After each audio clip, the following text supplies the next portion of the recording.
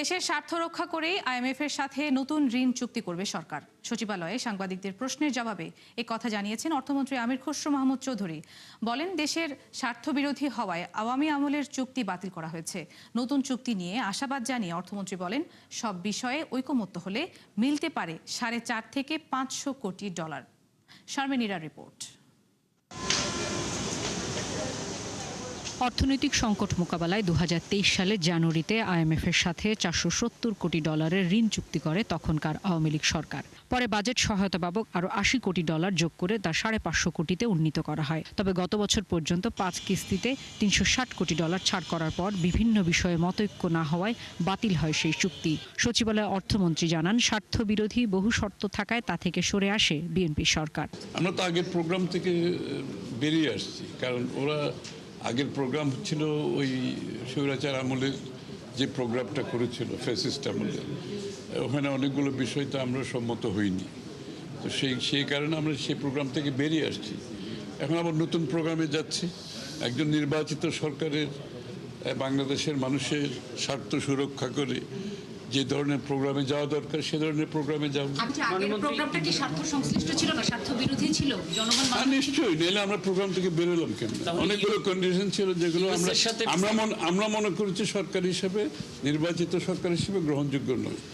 এমন অবস্থায় নতুন ঋণ চুক্তি নিয়ে আলোচনা শুরু হয়েছে দুপক্ষের মধ্যে, যার আকার হতে পারে $450 থেকে $500 কোটি। এরই মধ্যে সে বিষয়ে সংস্থার কাছে আনুষ্ঠানিক চিঠি দিয়েছে বাংলাদেশ। আর সম্ভাব্যত যাচাই ও দেন দরবারের জন্য সফরে এসেছেন আইএমএফ এর প্রতিনিধি দল। রোববার সকালে তারা বৈঠক করেছেন কেন্দ্রীয় ব্যাংকের সাথে। অর্থমন্ত্রী জানান, নতুন চুক্তিতে প্রাধান্য দেয়া হচ্ছে দেশের স্বার্থ। আমি কিস্তির টাকার চেয়ে আমার জন্য যেটা গুরুত্বপূর্ণ, আমি যে প্রোগ্রামে যাব এখানে বাংলাদেশের মানুষ, বাংলাদেশের স্বার্থ, অর্থনৈতিক স্বার্থ সংরক্ষিত হবে কিনা, এটা আমার জন্য সবচেয়ে গুরুত্বপূর্ণ। প্রশ্নের জবাবে অর্থমন্ত্রী বলেন, দেশের ভাবমূর্তির ইতিবাচক পরিবর্তনে ভিসা নীতির সংস্কার প্রয়োজন। পর্যটন, এখানে যারা বিনিয়োগ করবে, এই দেশে মানুষ আসবে, এই দেশের উপর আস্থা রাখবে, ভিসা নীতিতে একটা বড় ভূমিকা আছে। শারমিনীরা, 71, ঢাকা। সরকারের বিভিন্ন সংস্থায় প্রয়োজনীয় সংস্কার, পরিচালন ব্যয় কমানো এবং দক্ষতা ও উৎপাদনশীলতা বৃদ্ধি করতে না পারলে কাজে আসবে না আইএমএফ এর নতুন ঋণ কর্মসূচি, এমনটা মনে করছেন অর্থনীতি বিশ্লেষকরা। তাদের মতে, ঋণের শর্ত নিয়েও সংস্থার সাথে করতে হবে যৌক্তিক দর কষাকষি। মেজবাহ হাসান জানাচ্ছেন বিস্তারিত। বহুদিন ধরে চাপে দেশের অর্থনীতি। কম রাজস্ব আয়, সরকারি ব্যয়ের বাড়তি চাপ, আর্থিক খাতের সংকট ভোগাচ্ছে নানাভাবে। তার উপর উন্নয়ন প্রকল্প শেষ করতে না পারা এবং বিনিয়োগ, কর্মসংস্থানে গতি না আসায় দুশ্চিন্তা বাড়ছে সমান তালে।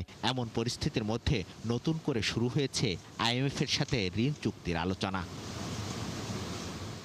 সদস্য হওয়ার পর থেকে দুই পক্ষের মধ্যে সব মিলিয়ে 14টি চুক্তি করা হলেও তার সিংহভাগই বাতিল হয়েছে শর্ত পূরণ করতে না পারায়। একই পরিণতি ছিল সবশেষ $5.5 বিলিয়ন কর্মসূচিতেও। তাই বিশ্লেষকদের পরামর্শ, নতুন চুক্তির আগে যাচাই বাছাই করতে হবে যথাযথভাবে। ব্যয়কে কার্যকর করার জন্য আমাদের আয় করতে হবে, ওই জায়গাটাই আইএমএফ এর কাছে আমাদের ধর্ণা, এবং আইএমএফও যাচাই করতে চাচ্ছে আমার টাকাটা নিয়ে যে তুমি কি করবে, এতে করে কি তোমার আয় সক্ষমতা বাড়বে কিনা, না তা না হলে তোমাকে কন্টিনিউয়াসলি আমার টাকা দিতেই থাকবো। আমরা তো এলডিসি গ্র্যাজুয়েশন করব, এটা মানে এই বছরে না হলেও পরে 2 বা 3 বছরের মধ্যে আমরা করব।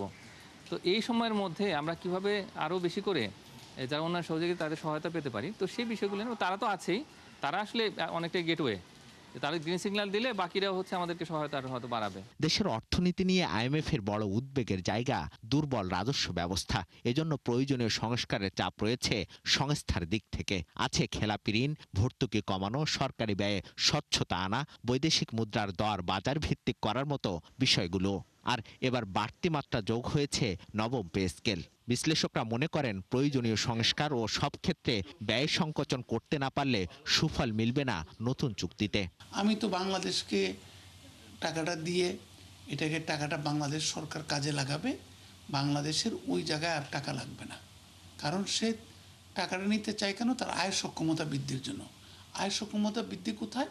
প্রধান একটা অংশ আইএমএফ এর হিসাবে রাজস্ব বোর্ড, আমাদের জাতীয় রাজস্বকে বাড়ানো। তো সেই ক্ষেত্রে বেশ কিছুটা এবার বাজেটে চেষ্টা করেছে। সব কিছু আমার কারণে মনে হয় সরকার একটা চাপের মধ্যে আছে, প্রমোশন দিতে হবে, সরকারি কর্মকর্তাদের হ্যাপি রাখতে হবে, এরকম একটা চাপ। আমাদের যে বেতন কাঠামো বা যে নতুন যে যার প্রস্তাব দেওয়া হয়েছে সেটা বাস্তবায়ন করবে, সেটা আমরা করব আমাদের মতো করে। এখানে আসলে আইএমএফের কোনো কথা বলা উচিত নয়, বরং আইএমএফের যে মূল জায়গা যেগুলো আছে, সংস্কারের কথা যেটা বলে, তো সেই জায়গাগুলোতে তারা কাজ করুক। দুপক্ষের দর কষাকষি ইতিবাচক হলে নতুন কর্মসূচির অর্থ ছাড় হতে পারে আগামী ডিসেম্বর নাগাদ। মেসবাহ হাসান, একাত্তর, ঢাকা। পুঁজিবাজারে কারসাজিতে জড়িত থাকায় বেশ কিছু ব্যক্তি ও প্রতিষ্ঠানকে ১,৪৯৭ কোটি টাকা জরিমানা করা হয়েছে। জাতীয় সংসদ অধিবেশনে এ কথা বলেন অর্থমন্ত্রী আমির খসরু মাহমুদ চৌধুরী। এ সময় পুঁজিবাজারে লুটপাটের তদন্ত চলছে জানিয়ে মন্ত্রী বলেন, বিএসইসিতে নতুন চেয়ারম্যান ও কমিশনারদের নিয়োগ রাজনৈতিকভাবে হয়নি, বরং নতুন নিয়োগের পর ঊর্ধ্বমুখী হয়েছে দেশের শেয়ার বাজার, যা গেল 5 বছরেও দেখা যায়নি। এতে আস্থা ফিরে এসেছে বিনিয়োগকারীদের। শেয়ার বাজার লুটপাটের সাথে জড়িত কিছু ব্যক্তি ও প্রতিষ্ঠানের বিরুদ্ধে শাস্তিমূলক ব্যবস্থা গৃহীত হয়েছে। এছাড়াও লুটপাটের সাথে জড়িত তথা কারসাজি অনিয়ম দুর্নীতিকারী ব্যক্তি ও প্রতিষ্ঠানের বিরুদ্ধে Bangladesh securities and exchange commission কর্তৃক শাস্তিমূলক ব্যবস্থা হিসেবে ১,৪৯৭ কোটি টাকা অর্থদণ্ড আরোপ করা হয়েছে। প্রায় 2 বছর পর রেকর্ড লেনদেন হয়েছে ঢাকা স্টক এক্সচেঞ্জে। সপ্তাহের প্রথম কার্যদিবসে যা ছাড়িয়েছে ১৬৬৯ কোটি টাকা। এই অঙ্ক ২০২৪ সালের ১১ আগস্টের পর সর্বোচ্চ। তথ্য অনুযায়ী রোববার লেনদেনের পাশাপাশি ইতিবাচক ধারায় ছিল প্রধান সূচক ডিএসইএক্স। দিন শেষে যা ৪৫ পয়েন্ট বেড়ে দাঁড়ায় ৫,৮৪৯ পয়েন্টে। হাতবদল হওয়া শেয়ার এবং মিউচুয়াল ফান্ডের মধ্যে দাম বাড়ে ১৯৯টির, কমে ১৫৬টির ও অপরিবর্তিত ছিল ৩৭টির শেয়ার। এদিকে চট্টগ্রাম স্টক এক্সচেঞ্জেও ছিল ইতিবাচক ধারা। প্রধান সূচক সিএসপিআই ৭৭ পয়েন্ট বেড়ে অবস্থান করে ১৫,৫৯২ পয়েন্টে, আর লেনদেন হয় ১০ কোটি টাকা। টানা বৃষ্টিতে চাঙ্গা হয়ে উঠেছে ছাতার বাণিজ্য। আর বাড়তি চাহিদা মেটাতে যেন দম ফেলার সময় নেই উৎপাদক, পাইকার কিংবা খুচরা দোকানিদের।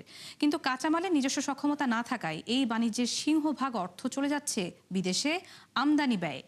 উদ্যোক্তারা বলছেন, নীতি সহায়তার অভাব ও সারা বছর ব্যবসার সুযোগ না থাকায় পরিবর্তন আসছে না এই খাতে। অন্যদিকে এবছর ব্যয় বেড়েছে অন্তত 20%। রাকিব হোসেনের রিপোর্টে বিস্তারিত।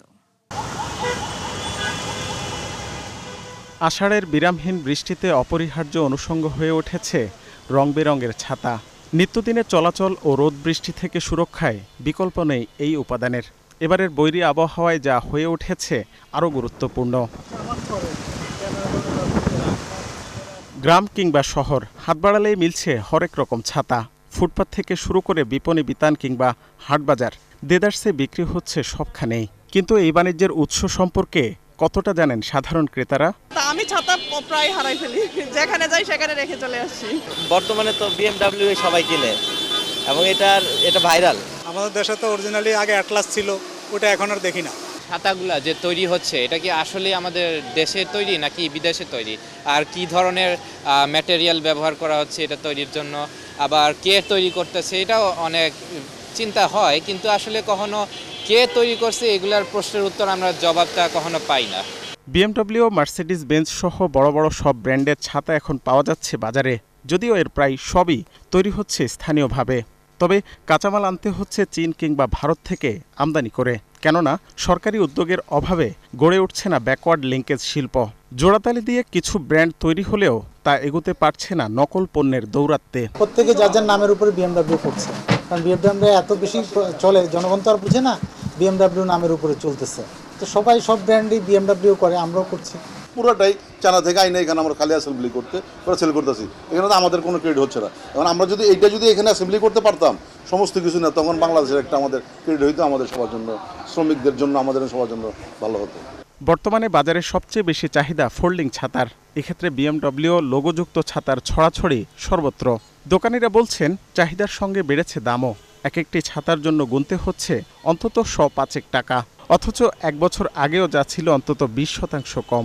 এক সপ্তাহ বৃষ্টি হওয়ার কারণে ছাতা চাহিদা খুব বেশি, এর আগে তো এত চাহিদা ছিল না। বেচা কিনা আলহামদুলিল্লাহ ভালোই, কিন্তু একটু তুলনামূলক আগে থেকে একটু প্রাইসটা বেশি।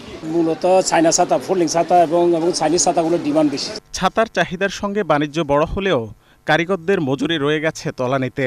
হাজার টাকা আয় করতে কাজ করতে হচ্ছে রাত দিন। পুরান ঢাকার এই কারখানায় চলছে বাংলা মডেলের ছাতা তৈরির কাজ। শুধুমাত্র এসব ছাতার লোহার শিক, প্লাস্টিক বা কাঠের হাতল স্থানীয়ভাবে তৈরি হলেও আধুনিক ছাতার শতভাগ কাঁচামাল আসে চীন থেকে, যার চাহিদা প্রতিনিয়ত বাড়ছে।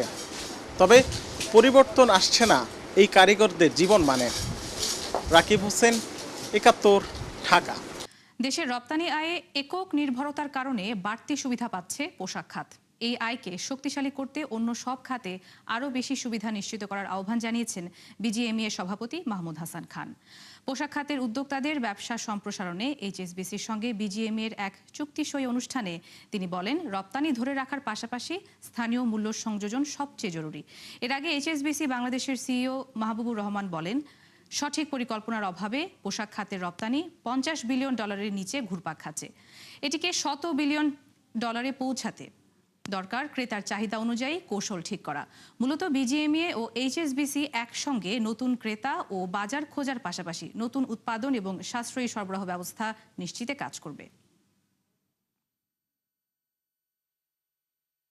একটা মাত্র প্রোডাক্টের উপরে এই দেশ অতিমাত্রায় নির্ভরশীল, সেই জায়গায় ডাইভার্সিফাই করতে চায় এবং বিজিএমইএ ক্ষেত্রে যদি প্রয়োজন হয় নেতৃত্বের ভূমিকায় থাকতে চায়। কিভাবে? সেটা হচ্ছে এই বিজিএমইএ অর্থাৎ পোশাক শিল্পের উদ্যোক্তারা সরকারের কাছে বাড়তি সুযোগ সুবিধা পায়।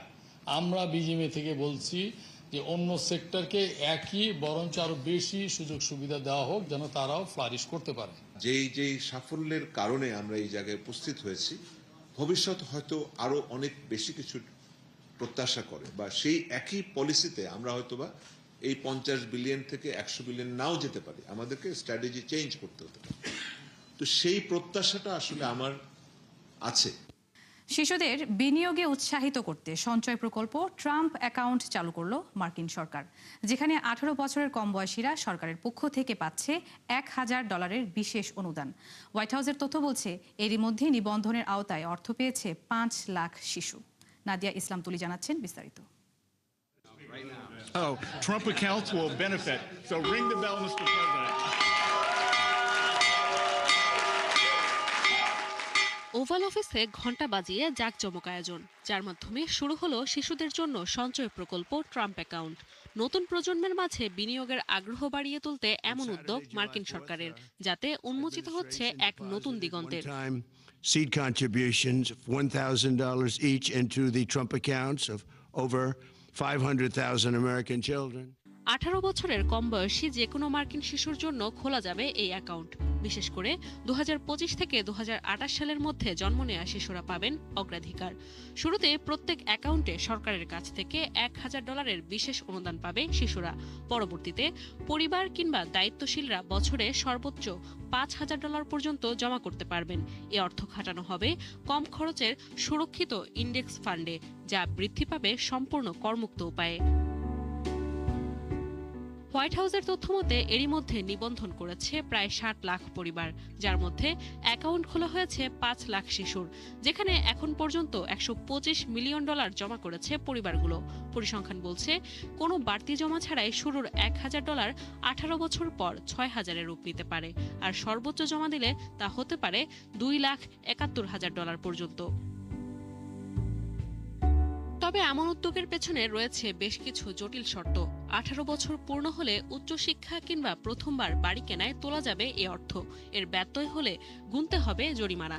নির্দিষ্ট খাত ছাড়া 59 বছর 6 মাসের আগে এই অর্থ তুললে দিতে হবে 10% পর্যন্ত জরিমানা ও ট্যাক্স। বিশ্লেষকদের শঙ্কা, জীবনযাত্রার ব্যয় মেটাতে গরিব শিশুরা শর্ত ভেঙে এই অর্থ তুলে ফেলতে পারেন। প্রশ্ন হচ্ছে, ট্রাম্পের নতুন অর্থনৈতিক খেলা মার্কিন শিশুদের ভবিষ্যৎ কতটা সুরক্ষিত করবে, নাকি কেবলই একটি জটিল করের ফাঁদ হয়ে থাকবে, তা সময়ই বলে দেবে। নাদিয়া ইসলাম তুলি, ৭১। বিশ্বব্যাপী তীব্র চিপ সংকটের সরাসরি প্রভাব পড়ছে ভোক্তার পকেটে। এবার ল্যাপটপ ও স্মার্টফোনের মতো প্রয়োজনীয় পণ্যের দাম বাড়তে পারে 200 ইউরো পর্যন্ত। এমন তথ্য উঠে এসেছে ডাচ সংস্থা এনওএস এর গবেষণায়। যদিও পরিস্থিতি সামাল দিতে বিলিয়ন ডলার বিনিয়োগ করছে প্রযুক্তি প্রতিষ্ঠানগুলো, তবে বিষয়টি সময় সাপেক্ষ হওয়ায় এখনই দূর হচ্ছে না সংকট। নুসরাত মৌমি জানাচ্ছেন বিস্তারিত।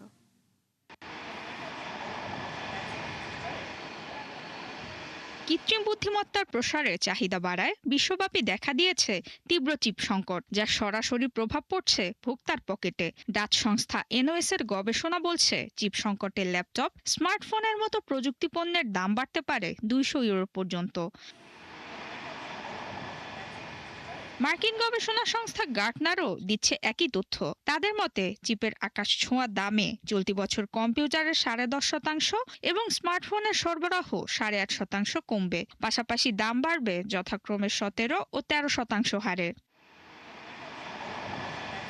এরই মধ্যে দাম বাড়ার প্রবণতা দেখা গেছে বিভিন্ন পণ্যে। স্যামসাং এর গ্যালাক্সি এ সিরিজের নতুন মডেলের দাম বেড়েছে 50 ইউরোর বেশি, প্লেস্টেশন 5-এ প্রায় 100 ইউরো। এছাড়া নেদারল্যান্ডসে এক্সবক্স কনসোলের দাম 50 ইউরো বাড়াবে মাইক্রোসফট। একই পথে হাঁটছে অ্যাপোলো, দাম বাড়ানোর ঘোষণা দিয়েছে ম্যাকবুক ও আইপ্যাডের।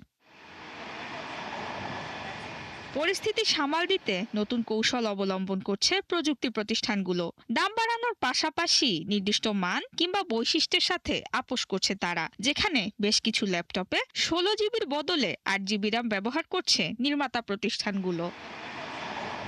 যদিও উৎপাদন সক্ষমতা বাড়াতে নতুন নতুন কারখানা স্থাপনে বিলিয়ন বিলিয়ন ডলার ব্যয় করছে নির্মাতারা, তবে নতুন সেমিকন্ডাক্টর কারখানা নির্মাণ, যন্ত্রপাতি স্থাপন ও উৎপাদন শুরু করতে সাধারণত 2 থেকে 4 বছর সময় লাগে। তাই তাৎক্ষণিকভাবে দূর হচ্ছে না এই সংকট। অবশ্য চিপের তীব্র চাহিদায় রমরমা ব্যবসা করছে বেশ কিছু প্রতিষ্ঠান। সম্প্রতি বছর ব্যবধানে 19 গুণ বেশি মুনাফা করে প্রযুক্তি জায়ান্ট স্যামসাং। তবে চলতি বছর তাদের মুনাফাকেও ছাড়িয়ে গেছে এসকে হাইনিক্স, পরিণত হয়েছে দক্ষিণ কোরিয়ার শীর্ষ প্রতিষ্ঠানে।